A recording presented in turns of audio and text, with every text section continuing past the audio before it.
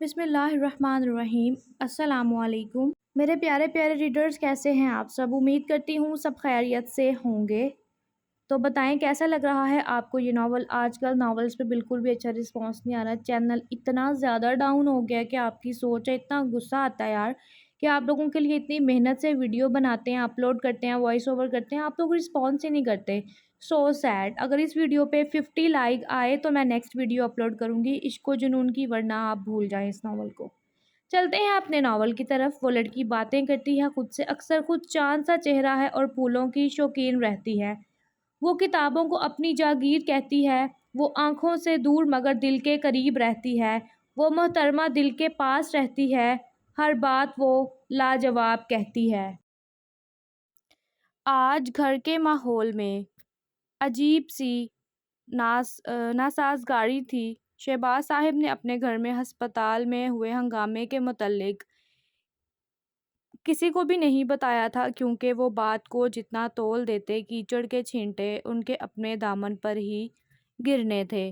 انہوں نے گھر میں سب کو یہی بتایا تھا کہ سلطان کچھ وقت کے لیے اپنے ساتھ لے کر گیا ہے کہ وہ ان گزرے واقعات کو بھول سکیں۔ نیلم یار، کیا مسئلہ ہے یار؟ سمجھو نا میری بات پلیز۔ وہ گھٹنوں کے بل بیٹھا بولا، لیکن نیلم نے اور منہ پھلایا۔ وہ اسے اتنی کیوٹ لگ رہی تھی کہ بے ساختہ ان روئی جیسے گالوں کو اپنے ہونٹوں سے چھو گیا۔ کیوں ہر بار میں سمجھوں آپ کو؟ آپ کو بھی سمجھنا چاہیے کہ ہر بار آپ کے کہنے پر ساری باتیں مانی ہیں، لیکن اب صرف یہ بولا ہے کہ بال کٹوا لیں تو مان ہی نہیں رہے۔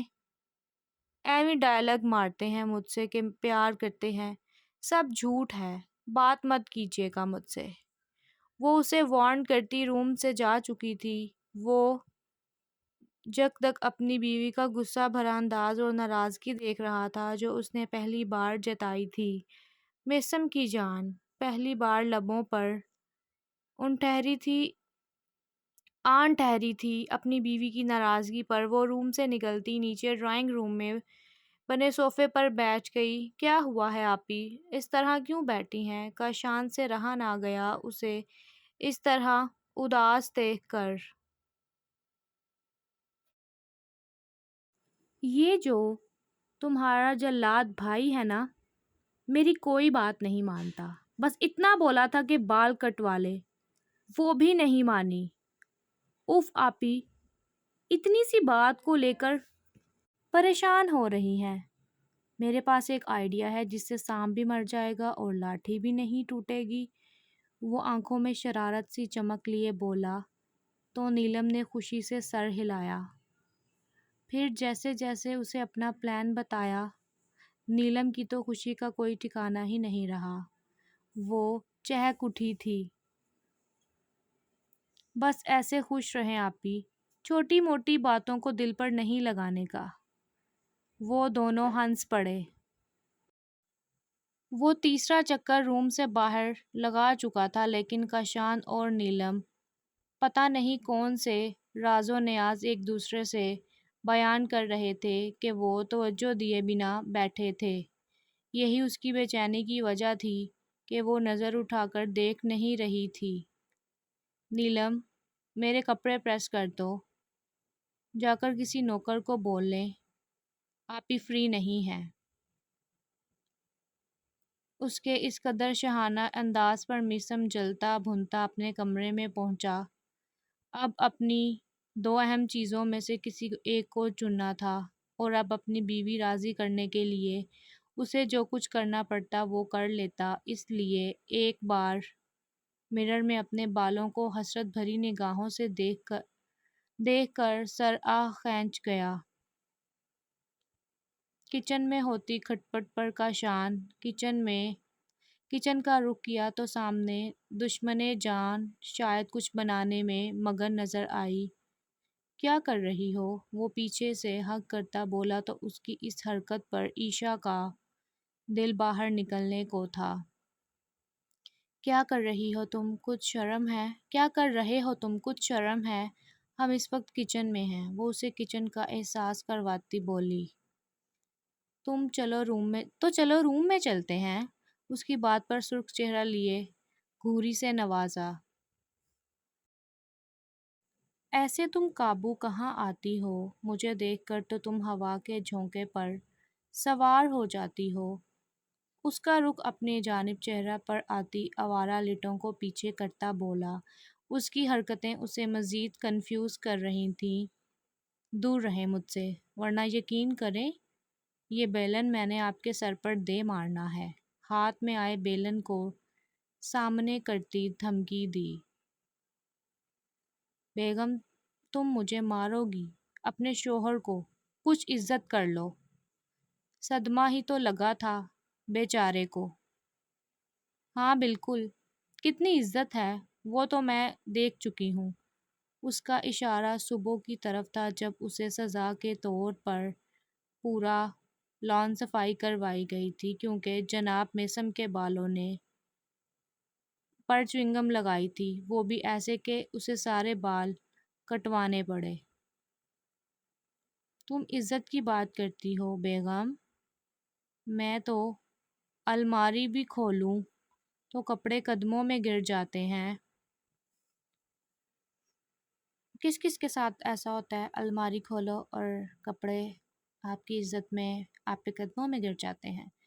خیر یا اللہ، جائیں آپ، پتہ نہیں میری قسمت پوٹنی تھی آپ سے۔ اس کی باتوں پر سیکھ پا ہوتی بولی۔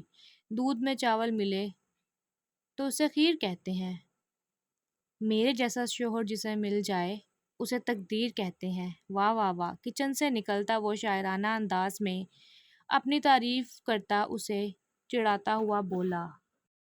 ایک مدت سے تجھے ورد میں رکھا جس نے وہ محبت میں قلندر بھی تو ہو سکتا ہے۔ واہ واہ واہ، کیا کہنے۔ تیرے کوچے میں جو آیا ہے غلاموں کی طرح، اپنی بستی کا سکندر بھی تو ہو سکتا ہے۔ وہ دونوں ساری رات سوئے جاگے کیفیت میں ہی رہے۔ ابرش کا خوف کے باعث رات بار بار ڈرنا اسے بہت تکلیف پہنچا رہا تھا۔ اسے اس وقت ہمت سے کام لینا تھا، وہ اتنی جلدی ان سب واقعات سے نکل نہ پاتی۔ اسی بات پر وہ خود کو دلاسا دیتا رہا۔ میر، آہ چھوڑیں، پین ہو رہا ہے۔ اپنے بالوں کو زور سے پکڑنے پر ابریش سسکی تو سلطان اپنے خیالوں سے نکلا۔ آئی ایم سو سوری میرا بچہ، اپنے لب اس کے بالوں پر رکھتا جیسے اپنے درد کی مسیحائی کر رہا تھا۔ ابھی اور کتنا ٹائم لگے گا؟ وہ اکتاتی بولی۔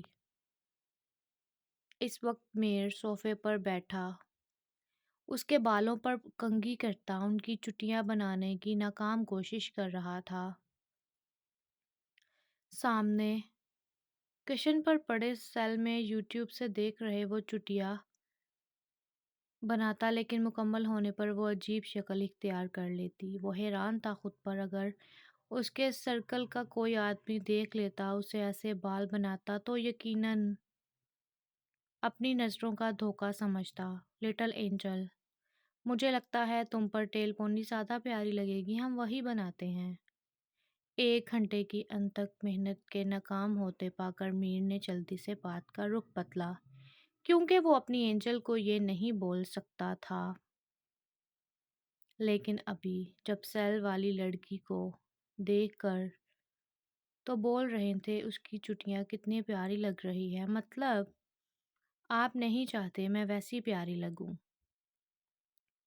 آنسو پلکوں کی باڑ توڑتے باہر نکلنے کو بےتاب تھے۔ اسے یہ سمجھ نہیں آ رہی تھی میر کا کسی اور لڑکی کی تعریف کرنے پر رونا کیوں آ رہا ہے۔ رونا نہیں مائی چائلڈ، کبھی نہیں۔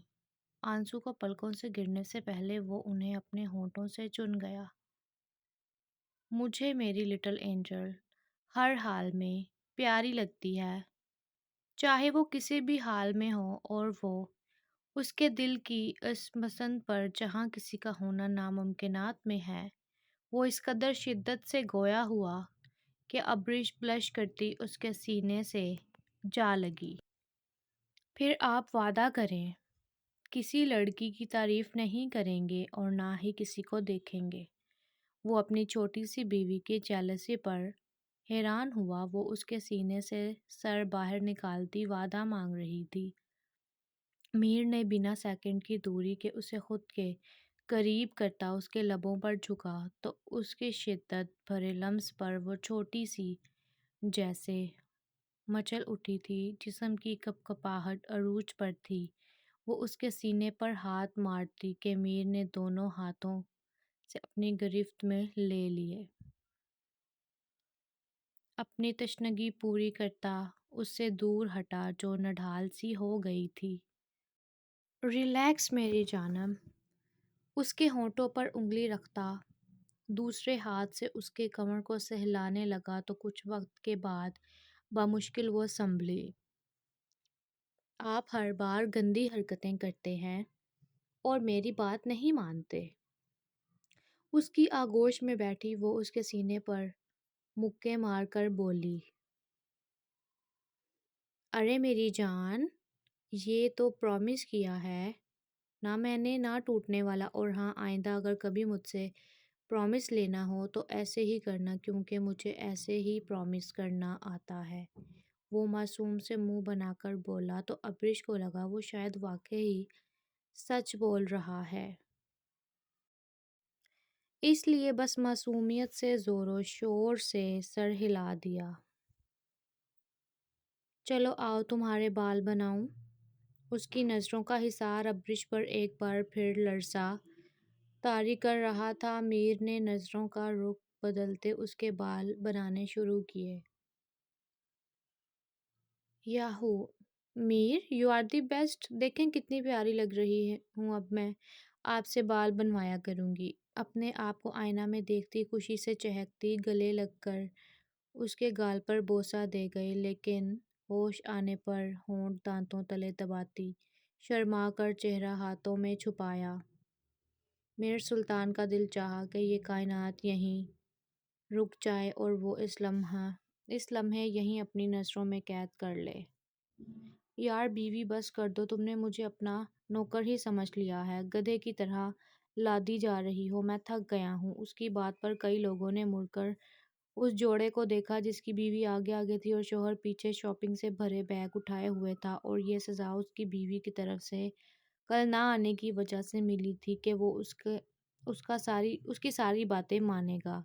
مان لے آپ بوڑھے ہو گئے ہیں، وہ کھلکھلاتی اس کی حالت پر نظر ڈالتی سرگوشی بھرے انداز میں بولی، بیگم جان یہ آپ گھر جا کر دیکھیں گی کون بوڑھا ہے اور کون جوان۔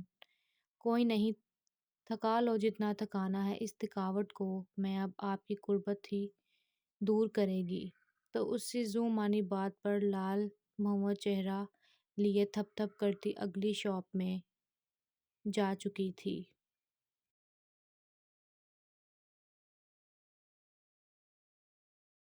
کمرے میں ادھر سے ادھر چکر لگاتی وہ سخت بور ہو چکی تھی۔ بیڈ کے کنارے پر بیٹھ کر میر کو دیکھا جو آفس کے کام میں غرق تھا۔ اس کے باہر نکلنے کا نوٹس نہ کر پایا۔ وہ اٹھتی قدم باہر رکھے لیکن سامنے برف دیکھ کر اس کی خوشی کا کوئی ٹھکانہ نہ تھا۔ ہر شے کو برف کی چادر میں ڈھکی، ہر رنگ کو سفیدی میں ڈھال چکی تھی۔ وہ بنا کسی گرم لباس کے باہر نکلی کہ ٹھنڈی ہوا کے تھپیڑے نے سارے جسم میں جیسے کپکپاہٹ طاری کر دی تھی۔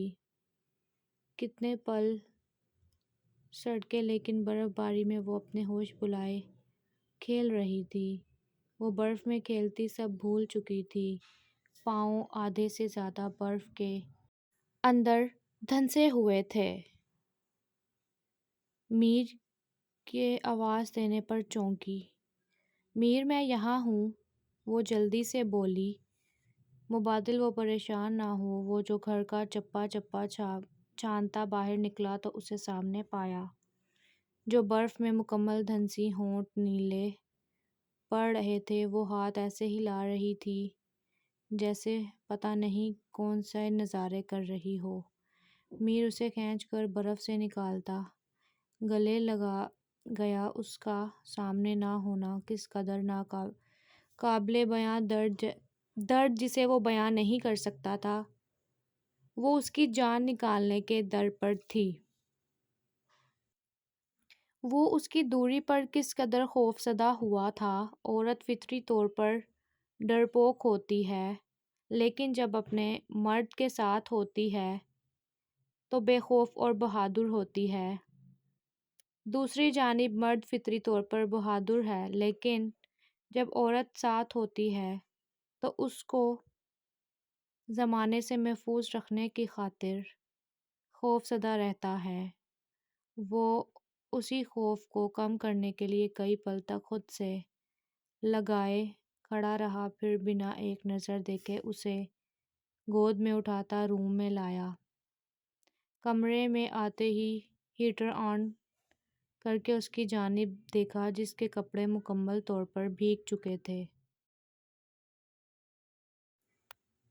جاؤ کپڑے چینج کر کے آؤ۔ وہ الماری سے ایک گرم ڈریس نکالتا اسے تھماتا بولا، سرد آواز میں بولا، نہیں مجھے یہ کپڑے نہیں پہننے۔ وہ ان گرم کپڑوں کو دیکھتی منہ بنا کے بولی، اسے گرم کپڑے شروع سے ہی ناپسند تھے، اس لیے بنا اس کے موڈ کے پرواہ کیے منہ پھلا بیٹھی۔ جسٹ 5 منٹس، اگر یہ لباس نہ بدلا نا لٹل اینجل، تو تمہارے میر کو اس کو بدلنے میں کوئی مسئلہ نہیں ہوگا۔ اتنے غصے بھری آواز تھی کہ وہ 4 قدم اس سے دور ہوئی۔